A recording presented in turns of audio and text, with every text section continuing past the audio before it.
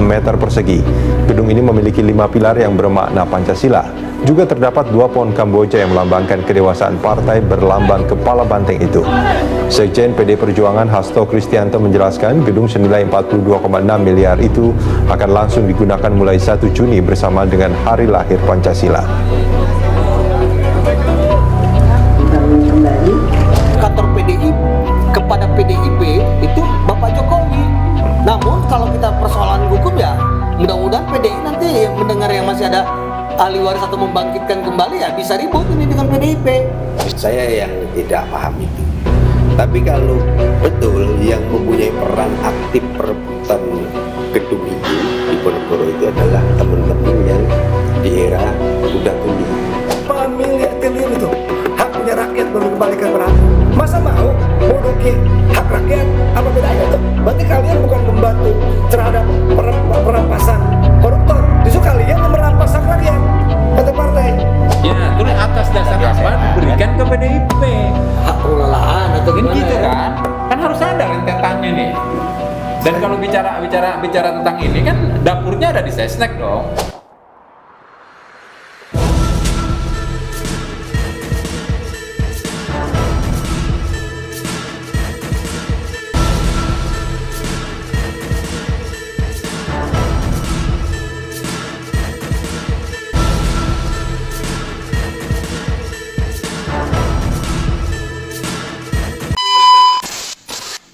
Assalamualaikum warahmatullahi wabarakatuh. Jumpa lagi dengan saya Suhawi di Bandit Kota News. Berpikir cerdas ala bandit. Jangan lupa like, subscribe, share, dan kasih komentar yang ya nyeleneh-nyeleneh dikit lah. Pada kesempatan ini kami akan membahas sebuah kenyataan yang orang lain barangkali tidak nyaman kalau dibahas. Apa itu? Kantor-kantor partai politik tidak bertuan. Kenapa dikatakan tidak bertuan? Dulu zaman Orde Baru kita mengenal ada 2 partai politik dan 1 golongan, walaupun Golkar pada waktu itu sebenarnya juga fungsinya partai politik, tapi tidak mencantumkan sebagai partai Golkar. Itu dapat kantor di daerah Selipi sana, Jakarta Barat ya. Dan 2 partai yang lain, yaitu P3 yang merupakan fusi dari beberapa partai politik hasil pemilu 71 yang waktu itu ada 10 partai politik kayak gitu, berfusi menjadi P3 dan satunya lagi berfusi menjadi PDI, tidak pakai perjuangan, PDI. Nah, PDI pada tahun 97 dia ikut pemilu. 99 ada PDI, yang kelanjutan dari fusi ada PDI Perjuangan yang sama-sama ikut pemilu. Waktu itu belum ada parliamentary threshold, sehingga PDI waktu itu masih dapat beberapa kursi tapi tidak 1 fraksi seingat saya. Dan yang kedua, dalam perjalanannya kemudian PDI ini tidak lolos parliamentary threshold dan tidak punya perwakilan, bahkan belakangan tidak ikut menjadi kontestan pemilu. Nah, akibat konflik 97 atau yang kita kenal 27 Juli 96, kita kenal dengan Kuda Tuli. Kayak gitu kantor PDI ini menjadi status quo kalau tidak salah. Ya kan? Tapi itu kantornya kantor PDI, bukan PDIP. Tapi dalam perkembangannya karena PDI ini tidak eksis lagi, saya juga baru mengetahui kalau kantor itu sekarang ditempatin oleh PDI Perjuangan. Lalu bagaimana dengan kantor P3? P3 pada pemilu yang kemarin juga tidak punya perwakilan di DPR. Apakah kantor ini bisa kita jual rame-rame? kita tunggu kita pada kesempatan ini. Gimana, Den? Sebentar sebelum ke situ, saya perkenalkan dulu. Iya. Saya pada kesempatan ini ditemani oleh bandit-bandit kota. Ada Diko Nugraha, ada Dedi Jaya, Siap. ada dari Sulfikri Stompul, ada Ahmad Gunawan. Dad, gimana? Iya, mengenai aset ya, itu kan artinya kebijakan rejim pada saat fusi itu kan, Orde Baru lah, gitu kan. Artinya yang peserta pemilu itu kan 3, gitu ya. PDI, P3 dan Golkar. Artinya 3 partai inilah yang menikmati privilege dari negara saat itu kan. Dan ini kan nggak pernah dicabut pasca reformasi juga. 3 partai ini tetap menjadi corongnya Orde Baru. Kalau berdasarkan dia memperoleh privilege dari negara. Artinya karena menempati fasilitas itu? Iya. Atau mempergunakan fasilitas itu? Mempergunakan fasilitas itu. Nah, kita kan lihat Demokrat pernah jadi presiden, tapi kan tidak ada itu. Tidak dikasih kantor? Tidak dikasih kantor kan. Hari ini Gerindra kan, bahasa kan. Nah, emang yang menarik begitu tiba-tiba ada kantor DPP PDIP sebelah P3. Yang itu dulu saya tahunya dari SMA itu kan, itu kantor PDI.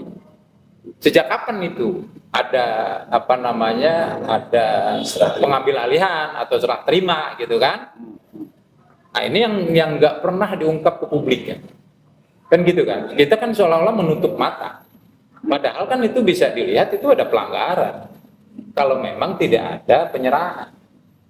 Penyerahannya kan tidak boleh, ini harus dikembalikan dulu ke negara.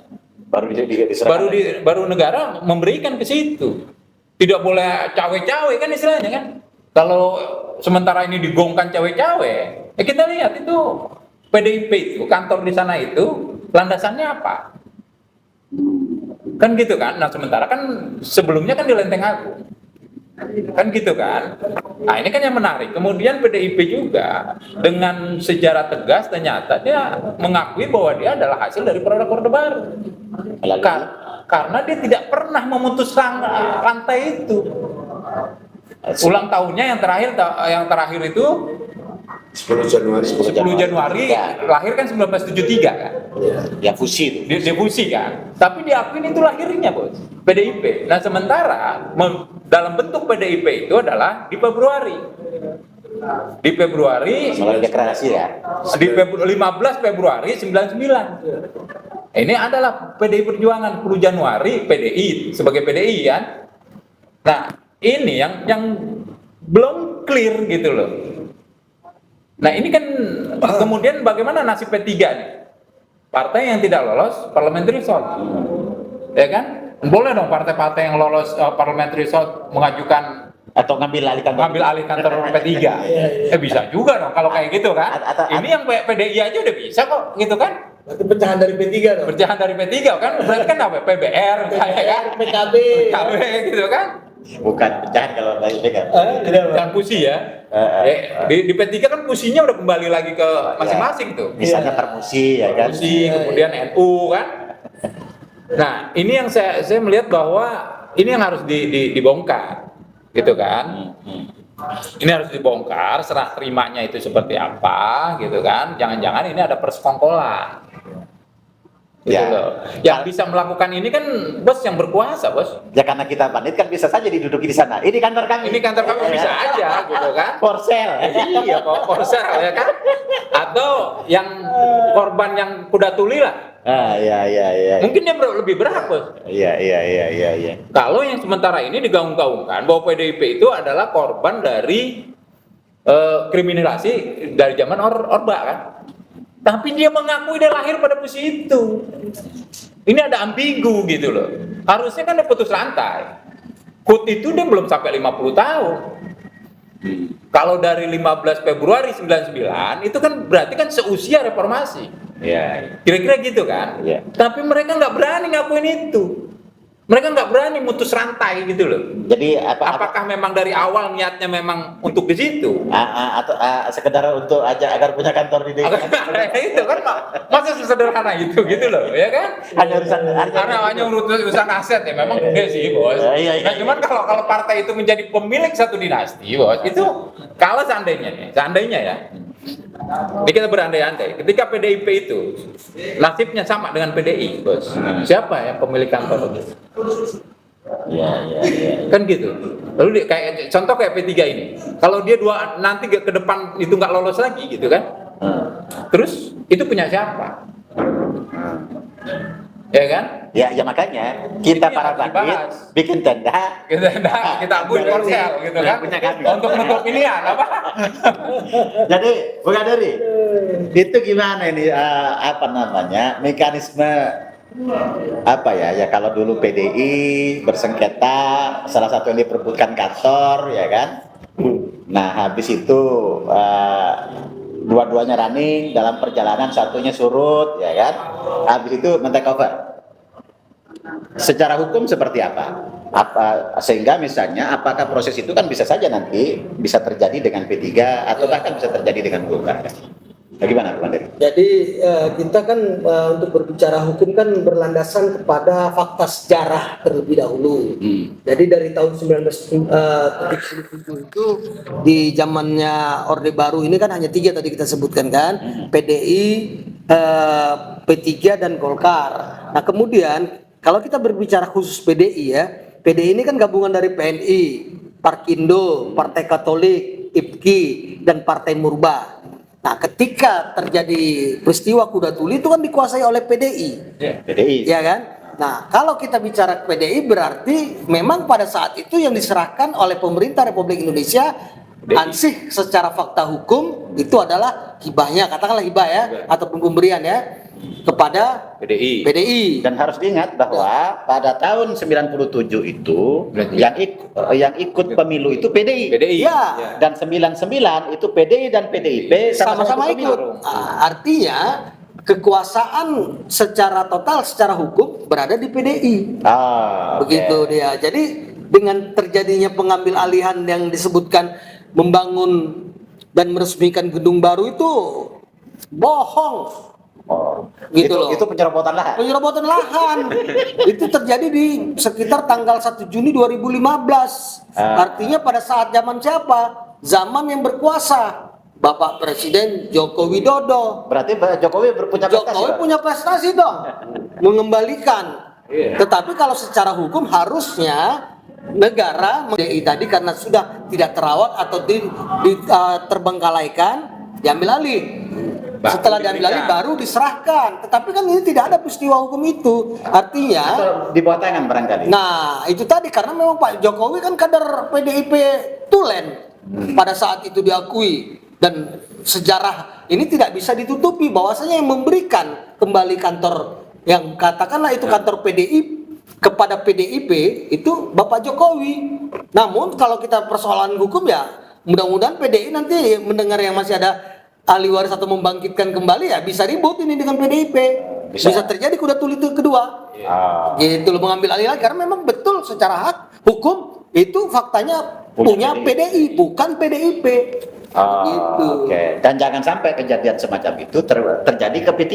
Nah, jangan sampai terjadi ke P3 diambil alih oleh oleh yang lain yang mendirikan P3 kan. Mas Gun.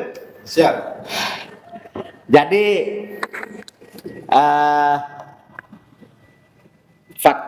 ada banyak fakta sejarah seperti tadi dikatakan bahwa PDI dan PDI Perjuangan ini sesuatu yang berbeda. Apa benar demikian, Mas Gun? Betul. Jadi ini adalah pembelajaran satu historis untuk generasi muda yang lahir era 80-an dan 90-an. Pasti buta tentang persoalan ini. Dan kita harus mengenang teman-teman yang berjuang di Kuda Tuli saat itu ya. Jadi mulai dari KLB Surabaya, Medan, sampai akhirnya Fatimah Ahmad sama Di Palu, di Palu, ya kan. Itu generasi-generasi yang sekarang lahir 80 90-an ahistoris tentang itu. Sehingga kalau saya melihat dengan diresmikannya 2015 eranya Pak Jokowi jadi presiden sebagai petugas partai saat itu, saya pikir saya pernah mendengar bahwa itu sudah mendapatkan restu dari Seknek. Nah, persoalan restu itu apakah mempunyai kekuatan hukum atau tidak kita nggak ngerti, karena Mas praktek kan pada saat itu yang ada di Seknek. Akhirnya ada hitam di atas putihnya, Pak. Ya, kemungkinan saya yang tidak paham itu.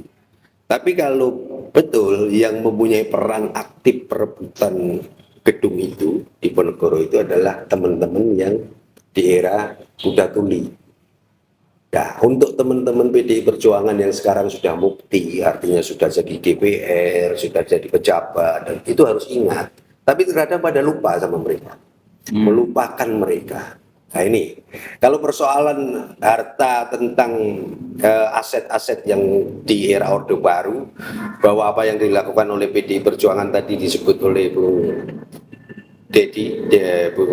Dery, ahistoris, ya monggo diluruskan, ya kan? Bahwa ulang tahun PDI yang benar itu seharusnya di 99, ya kan? Umur reformasi ya. Kalau mengikuti dengan adanya fusi di 73, berarti dia adalah salah satu produk Orde Baru.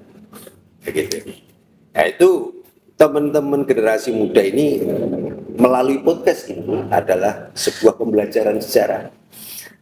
Seperti halnya Bung Karno mengatakan, jangan sekali-kali melupakan sejarah. Demikian halnya teman-teman PDI Perjuangan yang sekarang sudah mukti, yang dulunya sandal jepit kayak saya ini, ya. Harusnya jangan melupakan sejarah. Mereka itu dari mana? Ya kan? Yang sekarang sudah duduk jadi anggota DPR sampai 3, 5, 6 kali, boleh katakan. Nah, itu awal mulanya perjuangan daripada teman-teman yang titik kulminasinya adalah di Kuda Tuli 96. Kalau persoalan aset, semua partai lah ya, termasuk Golkar pun demikian, menempati gedung-gedung di gedung pemerintahan, ya, di pemda-pemda di daerah-daerah ini. Tapi garis besar daripada diskusi podcast sore ini adalah kita jangan sekali-kali melupakan sejarah. Nah, itu hikmah daripada perjuangan generasi-generasi yang dulu, bahwa sekarang bahwa itulah kenyataannya dunia politik yang dengan berbagai macam dinamikanya. Saya hanya menyoroti itu, jangan sekali-kali melupakan sejarah. Jas merah. Ya, jas merah. Itu Gus Awi. Kok ente ini kan dia berproses di NU, sekarang berproses di GPI, atau dulu zaman Masum itu GPI lah ya, kayak gitu. Itu gimana menurut ente soal penguasaan kantor-kantor ini? Apa misalnya ente sebagai, kan kalau P3 ini kan fusinya MI, Marmusi, NU, terus satu lagi Perti kan, ya itu. Nah, seperti kita ketahui P3 ini banyak dirundung perpecahan kan sekarang kan. Di satu sisi, di sisi yang lain tidak lolos parliamentary threshold kan. Nah, tapi kan ada beberapa kantor ya kita tengok yang di pusat lah kan, yang itu pemberian dari pemerintah lah. Mungkin juga di beberapa daerah kayak gitu ada juga yang hibah dari pemerintah. Itu bisa nanti kita ente mengatasnamakan itu kantor ini punya kami gitu. Ya gimana? Ya baik Gus, memang sengkarut soal aset institusi ya, baik yang hari ini dikuasai negara, dikuasai oleh parpol ataupun dikuasai oleh ormas. Memang sampai hari ini nggak selesai, karena ini kita merujuk terhadap undang-undang agraria. Ini merujuk terhadap dulu peristiwa 57 perampasan nasionalisasi aset asing. Contoh saya di GPI. Di GPI itu Muri punya perusahaan, Gus. Punya Habermas, ya kan? Perusahaan Belanda, pabrik kertas, nasionalisasi diambil alih oleh Bung Karno, dan Bung Karno meminjamkan kepada Bur Harina Harahap, waktu itu Sekjen GPI yang kebetulan di Perdana Menteri. Hingga GPI menguasai ada sekitar anak kantor-kantor perusahaan informasi itu, termasuk Al-Azhar, USU, Unisba, itulah Surabaya, gitu loh. Banyak aset yang akhirnya waktu itu diakuisisi oleh Masyumi. Padahal waktu itu belum ada kantor Masyumi kan. Ini terbalik, GPI dulu baru Masyumi masuk sekolah di saya. Nah, kita melihat hari ini yang menarik tuh Gus, soal gugatan 11 partai TPPM PAN ya, bahwa 11 partai dikomandai oleh PAN sama Nasdem menggugat Golkar, PDI, dan P3 tahun 2015. Sampai hari ini belum berputusan, Gus. Ini menarik, Gus, karena 11 partai menggugat 11 parpol menggugat 3 partai soal ada aset negara yang memang itu dilarang melakukan kegiatan kampanye, parpol segala macam itu host negara ya. Karena undang-undang kita tidak membolehkan bahwa aset negara itu dipakai untuk kegiatan kampanye. Ini agak debatable nih. Kita merujuk lagi terhadap sengkarut soal ATR BPN ini memang acap kali banyak bermasalah. Apalagi jangankan punya negara ya, hak rakyat dirampas habis-habisan juga luar biasa ini. Kempang, segala macam kan. Dulu Mesuji, Lampung, terus Jawa Barat, itu setengah gunung, Bogor, Hambalang, itu banyak juga yang kemarin diambil oleh FPI kan. Hari ini banyaklah masalah-masalah soal undang-undang agraria yang dampak terhadap penguasaan aset sepihak. Kenapa saya kata sepihak, Gus? Sampai hari ini tidak ada satupun lembar putusan pengadilan yang menyatakan legal PDI menduduki bidang tanah itu, Golkar menduduki bidang tanah itu, maupun P3. Beda kalau kami kayak seperti Ormas ya, GPI ada surat sampai saat ini saya punya buktinya, langsung ditandatangani oleh Presiden dan Perdana Menteri, ya kan, untuk pendudukan. Karena waktu itu kan masih tegang dengan Belanda, jelas kita ada upaya perang. Kalau dalam Islam itu ada gonima, rampasan, perang sama Belanda kan. Sini kebetulan diamanahkan oleh Presiden, panglima perang gitu kan. Nah, kalau yang terjadi di partai ini beda, Gus, karena ini murni barang negara. Ya? Iya, barang udah bulat dan sudah damai. Barang udah bulat, udah utuh, tiba-tiba dengan sepihak menduduki atas kekuatan kekerasan struktural. Kita tahu lah waktu itu ya, zamannya era Ajas Tunggal. Iya, kami pun GPI kantor di Menteng itu 58, Januari 58 diduduki selama hampir 15 tahun. Ketika GPI beku dari tahun 84 sampai tahun 96. Karena alasan menolak Ajas Tunggal. Bayangkan, aset harus itu banyak ya. Diduduki oleh sepihak oleh tentara, tapi dikembalikan oleh pengadilan. Ini jelas, saksinya ada Pak Murtopo segala macam ya. Sekarang masih ada hidup lah seperti Pak Kiplanjen. Soal seperti kasus di kami. Nah, kembali kepada partai, kan ini bahaya nih, Gus. Ini partai loh. Kalau Ormas kami tidak ada nuansa bicara politik, profit dan ijon kekuasaan. Ini aset negara, milik rakyat dijadikan ajang konsolidasi kepentingan, kekuasaan, kepentingan ekonomi dan kepentingan profit. Nah, di sini emang syarat pengkhianatan terhadap apa yang menjadi milik negara. Oke, kita dalam ideologi adalah seperti kayak model murba. Murba itu kan barang satu dimiliki rame-rame, usaha orang banyak. Ini kan nggak jelas. Oke, dimiliki rame-rame ini tanah partai, tapi kan ada tujuan tertentu. Tujuan kepentingan tertentu. Nah, ini yang jadi masalah. Saya juga kenapa ini 11 parpol yang menggugat bukan kalah bukan menang. Sampai hari ini tidak jelas kasusnya. 11 parpol menggugat 3 parpol.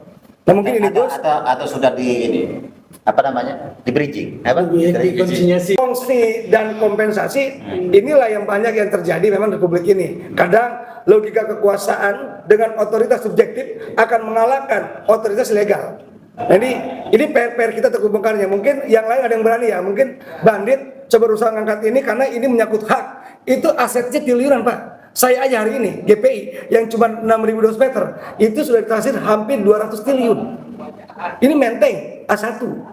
Apalagi sekelas PDI, P3, Golkar gitu kan, belum di daerah berapa miliar triliun itu hak punya rakyat belum dikembalikan pada haknya. Masa mau duduki hak rakyat? Apa bedanya dong? Berarti kalian bukan membantu terhadap perampasan koruptor, justru kalian yang merampas hak rakyat partai-partai.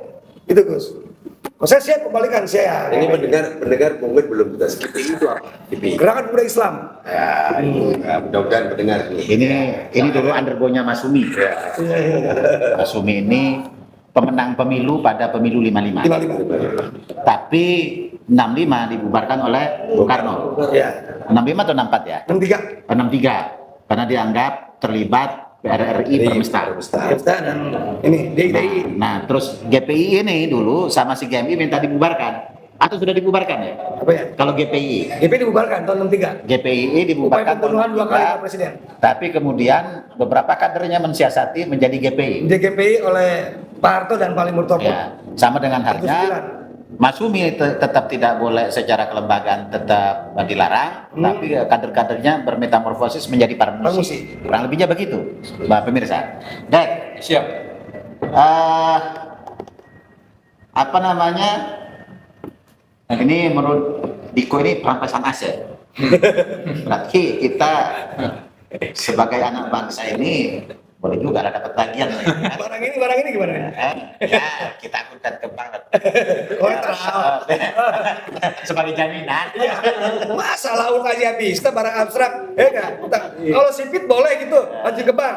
Kita nggak boleh pribumi, selalu lah.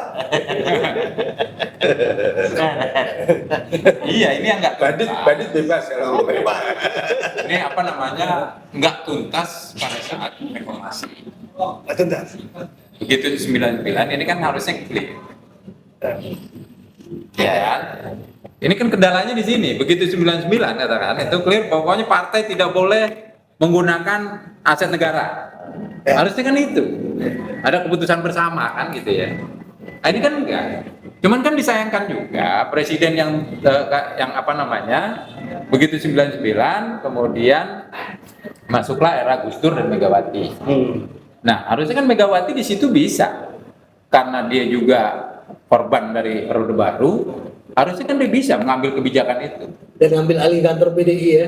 Nggak, katakanlah nggak gitu, maksudnya gua dibikin nol, Dibikin bahwa partai nggak boleh menggunakan aset negara, Atau paling tidak bayar sewa lah. bayar sewa, Ke kami, gitu loh. ke kami atau ke negara? Nah, ini yang nggak tuntas, gitu kan. Dan pada saat itu juga, pada saat Mega menjadi presiden juga kan tidak berani juga diambil di situ. Ya, Ya kan, kalau kisahnya, kisahnya itu kan di 2015. Iya. Artinya kan itu perlu pemimpin yang berani. 11 partai termasuk Gerindra, Bos. Bukan, artinya dengan PDIP berkantor di situ, ya kan, ini kan harus langkah berani, Bos. Dari sisi nama udah jelas salah, Pak. Iya. Yang di situ harus PDI. Ini kan harus yang selon nih. Harusnya berganti dong Ya, dari PDIP makanya, jadi balik lagi ke PDI. Kalau menurut gua sekarang ini kan Mensesteknya baru nih, ya kan? Harus berani buka itu. Mas Prasetyo. Iya, berarti itu harus buka. Jangan ditutup. Berani nggak ambil alih Prabori? Bukan ambil alihnya, ini prosesnya gimana? ya.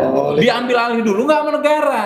Katakanlah dibikin status quo, kan gitu kan? Kalau misalnya hibah, Hibah, Kalau kemudian misalnya- diputus kan? Kalau HGU ada masa berlaku. Iya, terus atas ada dasar biaya apa sewa, diberikan ke PDIP? Hak pengelolaan atau Kan gimana gitu ya? kan? Kan harus ada rentetannya nih. Dan kalau bicara tentang ini kan dapurnya ada di Sesnek dong. Iya, betul. Ya. Masa- Betul kan? Kan ada di Pratikno Sesnek, ya kan? Saat itu 2015 itu berarti kan Pratikno. Ya, ya. Kan gitu kan? Dan ini saya pikir Seskap juga tahu, Bos. Tahu. Tahu mungkin kan? Masa nggak tahu dia? Atau tidak mau tahu. Atau tidak mau tahu. Seskap ya yang kan? sekarang atau dulu? Yang sekarang, yang dulu. Oh, dulu Mas Pram kan? Iya. Mas Pram ya, permohonan. Gubernur DKI sekarang. Iya. Gubernur DKI sekarang. Iya. Nah, kalau mau ditelusuri, ini harus transparan. Karena gini loh, 3 partai ini, Pak. Ini bukan hanya di Jakarta, bukan hanya Iya, di DPP. di Indonesia. Ini kan sampai tingkat kabupaten kota. Ya. Ya kan? Ranah ini partai produk Orde Baru ini, Bos. Iya. Ya kan? Ini kan sampai ke kabupaten kota dia punya. asetnya. Kalau dilihat tuh udah berapa puluh triliun itu. Ya lumayan lah kalau tiap kabupaten kota itu dikasih kita untuk bangun PDI. Iya, Pak, paling tidak ada ajas keadilan juga. Keadilan. Jangan menikmati privilege Orde Baru sampai gini.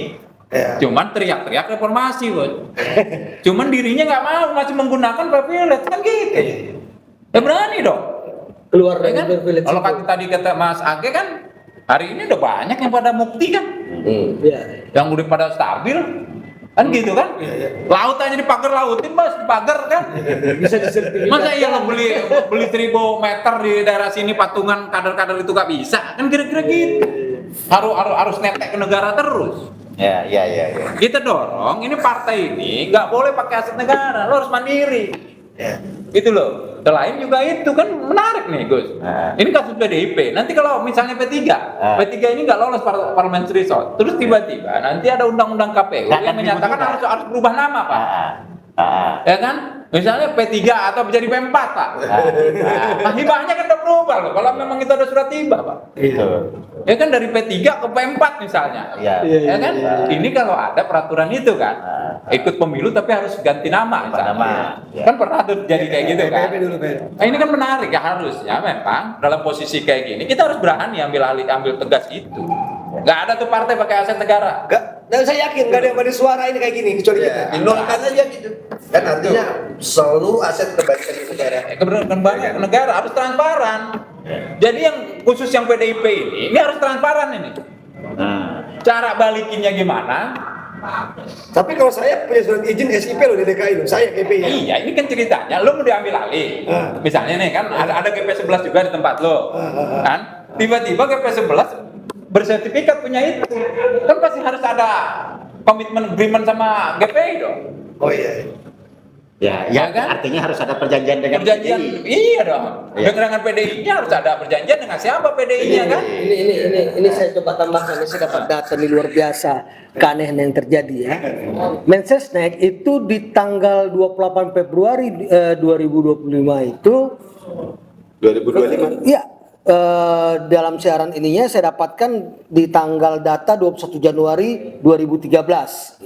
Itu saat itu Mensesneknya itu Lambok B Nata Hatan. Jadi dia menyampaikan aset gedung kantor DPP P3, DPP Golkar dan DPP PDI telah diserah terimakan dari Kementerian Sekretariat Negara kepada masing-masing Dewan Pimpinan Pusat Partai Politik pada tanggal 19 Juli 1991. Berarti punya PDI dong. Berarti punya PDI dong. Itu dia. Kenapa diakui oleh PDIP? Nah, pertanyaan saya. Itu dia. PDI ini kan memang secara politik tidak lolos pemilu. Tapi kan secara badan hukum dia tidak gugur kan? Ya, secara badan hukum dia tidak bubar. Masih ada. Artinya masih punya hak. Masih ada. Hak perdata. Iya, jadi kalaupun nantinya ada yang melanjutkan DPP PDI bisa terjadi bentrokan hukum. Nah, salah satunya cara ya negara mengambil kembali karena sudah katakanlah tidak berfungsi dengan baik kepengurusan DPP PDI tadi. Maka negara mengambil alih lagi karena itu diserahkan oleh negara gitu loh. Jadi yang menarik itu kayaknya kalau para bandit ini bersatu ambil alih badan hukumnya PDI, habis Ya. itu ambil alih aset. Iya, itu bisa. Ambil alih badan hukum PDI. Jelas loh. Dihidupkan kembali ke pengurusan. Bukan aset yang ini doang, Gus. Kalau para bandit nih kita kumpul, ini seluruh Indonesia, Bos. Seluruh Indonesia. Ini kan menjadi hotel, Pak. Letakkan strategi semua itu. Oh iya, Menteng, Jakarta Pusat, Sekarang Merdeka. pengurus PDI yang masih aktif siapa? Tapi kalau badan hukum jelas nggak bisa dibekukan atau Iya. dibubarkan Nggak bisa. kecuali menjadi sebuah organisasi Ketua terlarang. umum terakhir PDI itu setahu saya masih ada. Ya Masih ada. mudah-mudahan kalau mau disaksikan Pak Murdiono bisa jadi saksinya. Gitu loh. Karena beliau yang memberikan Ya, penyerahan itu. Menteri Sekretaris Negara Murdiono. Dia menyerahkan saknya. Paling tidak ada ahli warisnya atau kalau tidak ada kelepahannya kan. Ya artinya itu kan mempertegas. Itu mempertegas. Ketika yang menyerahkan itu levelnya Mensesnek, berarti kalau itu berarti kan ininya di Mensesnek. Iya, diserahkan kepada siapa? Ketua umumnya pada saat itu Berarti siapa? proses pengambil Sudah alihannya jadi. itu seperti Gitu loh, apa Pak. gitu loh. Seperti Nggak, Bapak sampaikan tadi. pertanyaan saya, itu status HGU atau apa ya? Ya kalau penyerahan itu sampai sekarang masih gelap, statusnya apa karena tidak pernah diurus oleh SIP masing-masing. Gus, SIP Surat izin pakai. Pakai. Kalau SIP itu ada kewajiban bayar pajak dong? enggak Retribusi gitu nggak ada. Hanya Bisa pengelolaan bayangkan aja. itu. Saya Udah nggak nggak bayar pajak ya kan? Kalau mau ngurus kayak saya nih, GP ya, kalau mau ngurus pajak kita harus bayar dari tahun 68 sampai itu sekitar 430 miliar lah. Hari kalau harus bayar pajak. Kalau bayar pajak? Iya. Ya udah ente bagi ke kita aja lah. Ini banyak loh. Dari putih kan segitu Gus. Iya. Jadi Mas Gun, Ya, kalau misalnya PDI ya kan walaupun sudah sepuh-sepuh lah ya, ini kan masih ada pengurus-pengurusnya di daerah saya tengok. Itu misalnya berniat untuk mengambil alih kantor itu, bisa kejadian tidak kayak 27 Juli? saya pikir begini, Bung Awi. Jadi ada sebuah diktum di dalam PDI Perjuangan bahwa orang yang dulunya terlibat di PDI Suryati ataupun PDI Budi Harsono itu haram hukumnya. Haram hukumnya untuk mempersoalkan persoalan di dalam PDI Perjuangan. Berarti haram Ya, hukumnya. tapi kalau persoalan ini kan aset adalah persoalan Aset haram juga. ya, Oh jangan-jangan ini diharamkan hukumnya karena urusan sengketa lahan. jadi kalau Asetnya nggak haram. orang PDI yang masih banding segi 5 itu Iya.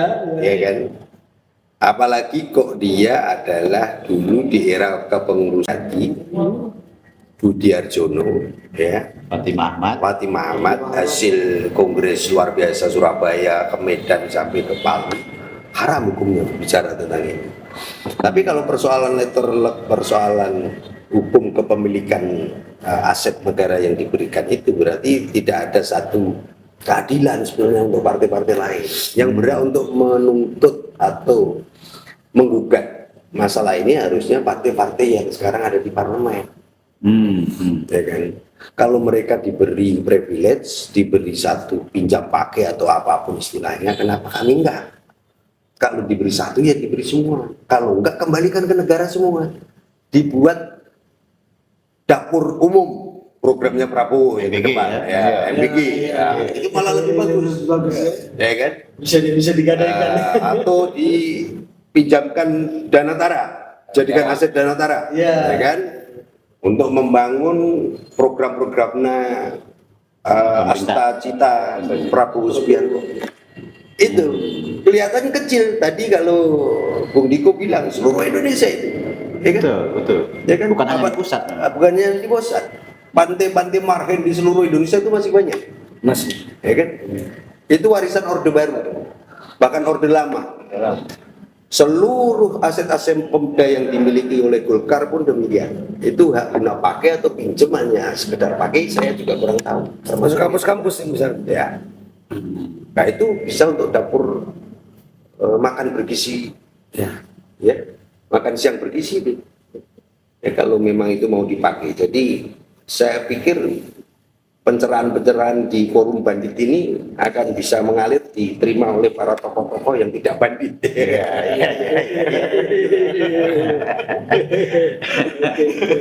Pemirsa, Bandit Kota News berpikir cerdas ala bandit. Soal aset yang sekarang dikuasai partai-partai politik itu mau diapakan?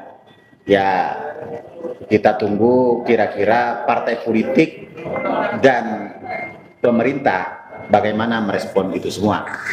Apakah